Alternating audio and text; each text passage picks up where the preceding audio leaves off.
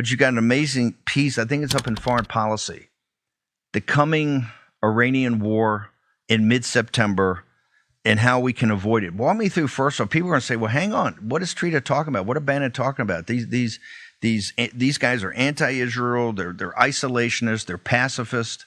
That war is over. President Trump named it the 12-day war. It's done. Why are you guys trying to be troublemakers and bring this back up, sir? Thanks for having me on, Steve. And thank you for all the efforts you did to make sure that war was stopped. Look, the calculation in all of this was not centered on the nuclear program. So Trump saying that it was obliterated does not satisfy what the Israelis were looking for, as you pointed out. They wanted a regime change, but they wanted more than that. The ultimate objective, they had three objectives. The first one was to finally get the US into a war with Iran. They had tried for 20 years. In that sense, at least partially, they succeeded.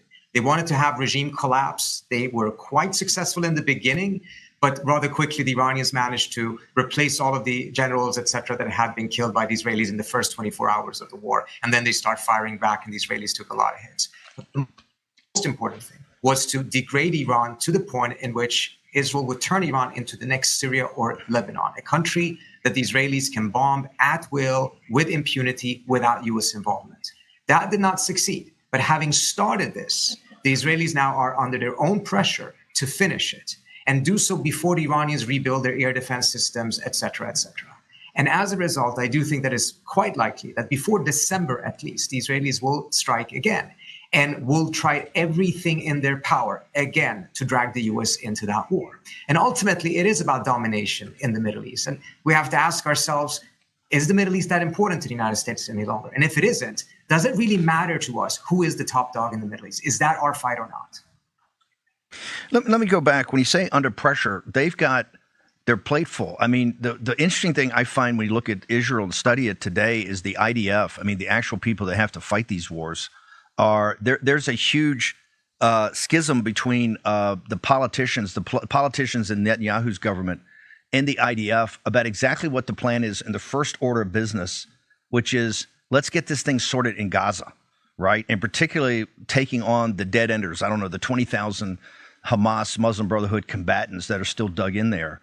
And also, and then post that, how do you occupy it? Or what do you do with it? That is overwhelming. Today, there's going to be another set of huge demonstrations in Israel as the country's kind of torn apart about its direction.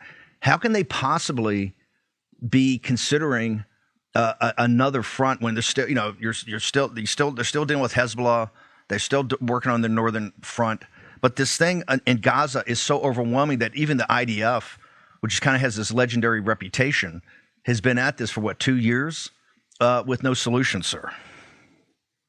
I think that's a great point, but here's the missing piece of that, Steve. The equation changes dramatically if the United States is paying for that war. You're quite right. Faced with all of these challenges and clear divisions in Israel about what to do with Gaza, why would they want another front? Well, if someone else is paying for that war, then that's a very different question. And this is what the Israelis have been seeking to do, to try to make sure that they drag the US into that war. Moreover, I think we should also be clear, precisely because this is so divisive inside of Israel right now, the question of Gaza, Iran is actually a political benefit for Netanyahu. There was quite strong support for his war with Iran inside of Israeli society, even amongst those who are dead set against Netanyahu. So he didn't get necessarily a long-standing bump in the polls because of it, but he did get a reprieve in the sense that the population, by and large, were in support of it. So precisely because Gaza has become such an infested problem for them domestically, shifting towards Iran actually makes political sense for Netanyahu. What's the opposition to Netanyahu say right now? There's a variety of voices, but what you hear from the Israeli military is that there are no military objectives in Gaza at this point. This is just a slaughter that is taking place while completely destroying Israel's standing internationally.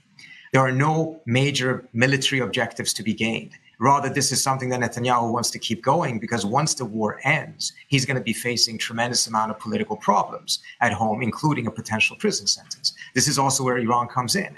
If he manages to create some other form of a forever war with Iran, in the midst of all of this, then perhaps he doesn't need Gaza because he has another war that will keep him in office.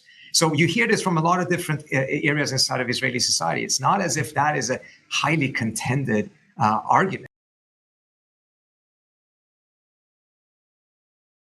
سرچ مدیا